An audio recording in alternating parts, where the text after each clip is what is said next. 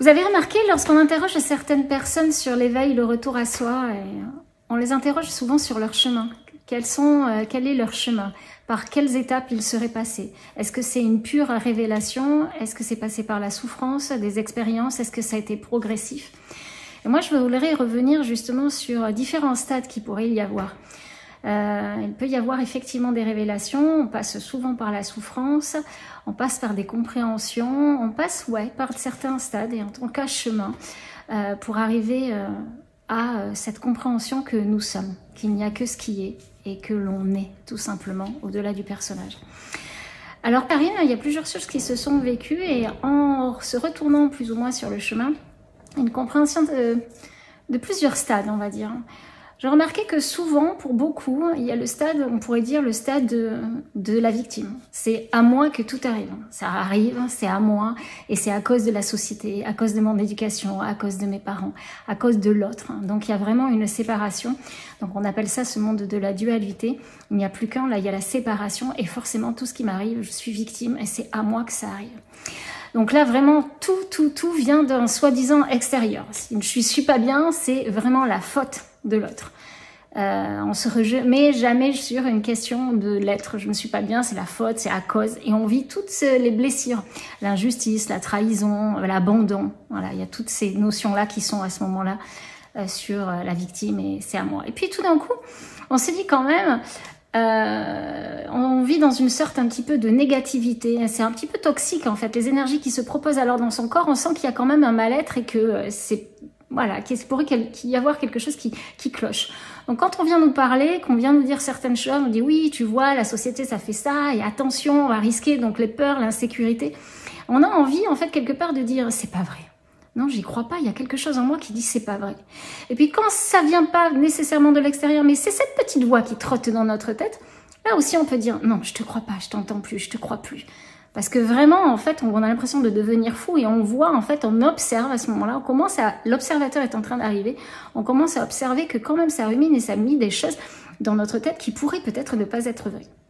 Puis après, il semblerait qu'on passe à une étape où on pourrait dire que c'est le manifesteur. Tiens, voilà, là maintenant, c'est par moi que tout arrive. Je vais être le créateur de tout ce qui arrive. Donc là, c'est là où on découvre un petit peu l'énergétique, on redécouvre les affirmations, c'est le personnel, les affirmations, les demandes, les prières. Alors là, on est passé plus dans la supplication, mais vraiment dans une demande différente.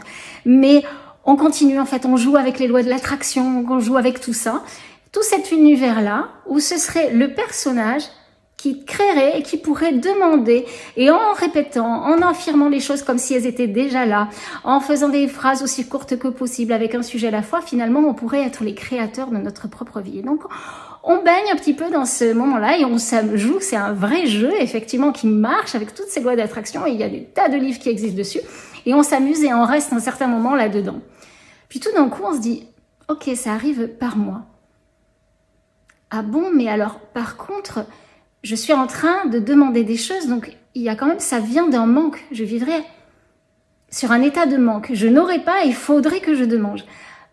Ah bon, c'est sûr, est-ce que je ne serais pas moi plutôt l'abondance? Est-ce que mon nom ne serait pas l'abondance? Est-ce que je ne serais pas tout ce qui est? Est-ce que ce ne serait pas toujours déjà là? Pourquoi en fait les choses finalement, des fois elles ne se manifestent pas si facilement que ça? Parce que peut-être que je partirais dans cet état de manque alors que je suis tout et la totalité. Donc il y a un questionnement qui se propose à ce moment-là et on arrive peut-être à se dire qu'on pourrait être juste un canal et juste que les choses pourraient passer, la vie pourrait se vivre à travers moi.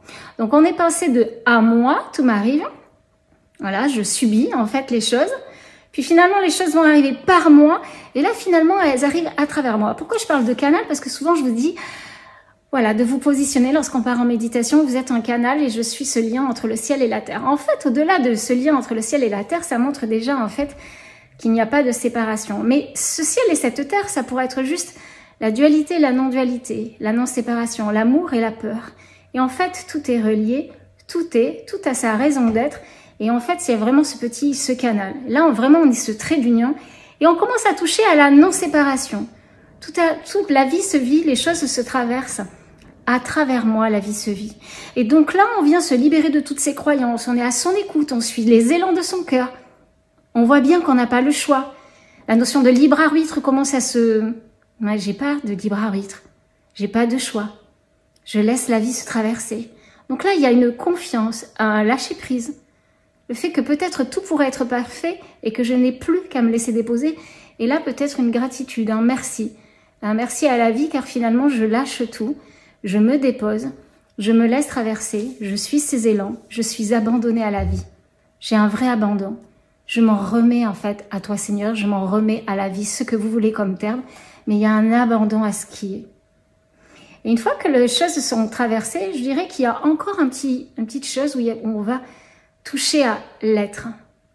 En fait, est-ce que la vie passe à travers moi, mais est-ce que la vie, ce ne serait pas moi? Et là, être, ce serait moi. Et là, il y a un vrai accueil.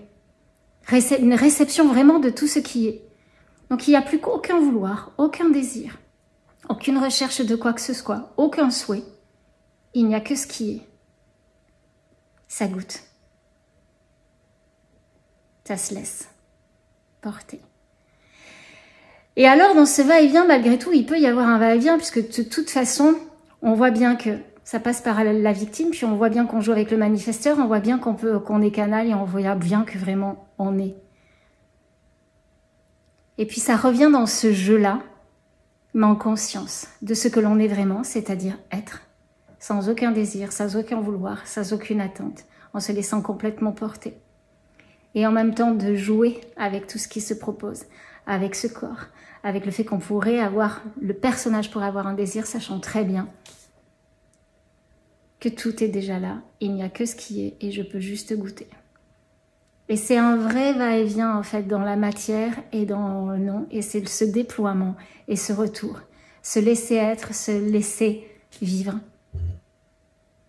se laisser goûter à tout ce qui est et jouer avec toutes ces notions-là et être complètement cette expression de joie, de tranquillité, de paix. Voilà un petit peu les stades en fait par lesquels que je trouve qu'ils sont intéressants parce que souvent on dit oui mais je suis tout, bien sûr que je suis tout, oui mais je peux créer, oui mais qui c'est qui crée? C'est pas véritablement le personnage et en même temps on peut s'amuser à ça, à jouer avec ses lois, à voir que, mais surtout à chaque fois se remarquer que ça part d'une question de manque et je ne suis pas ce manque puisque je suis et il n'y a aucun manque, il y a déjà tout ce qui est et donc en fait ça joue, mais de voir un petit peu, c'est peut-être 4 stades et de voir à quel moment, en fait, la souffrance ou la révélation peut nous amener à découvrir ces processus et les accueillir exactement pour ce qu'ils sont, des objets qui se proposent, qui se présentent, et retourner juste à ce qui est dans cette tranquillité. Voilà, je voulais juste vous partager ça aujourd'hui, je vous embrasse du fond du cœur. Bien évidemment, ça mériterait d'être encore et encore développé, puisqu'à partir de ce moment-là, on se rend compte que pour la victime, il y a vraiment tout un langage en fait courant qui est important, parce que vraiment ça va utiliser toujours les mêmes mots, toujours sur la peur, toujours sur ça, c'est les mêmes histoires, etc., etc. Le manifesteur va avoir un langage différent encore, il va axer son langage de manière plus pertinente, avec, je vous dis, des mots choisis pour amener une concrétisation, une création de quelque chose. Et puis après, moi j'amène beaucoup de langage sonore pour justement ce canal, pour lâcher prise, pour vraiment accueillir en fait ce silence, cette compréhension, ce lâcher prise. Voilà, c'est toujours pareil, ce lâcher prise, cette confiance, que le fait que tout est parfait. Et une fois que ça arrive à cette complète vacuité, de voir toutes les choses se manifester, se dérouler, mais qu'il n'y a plus que ce qui est dans ce qui se propose et ce qui peut se goûter.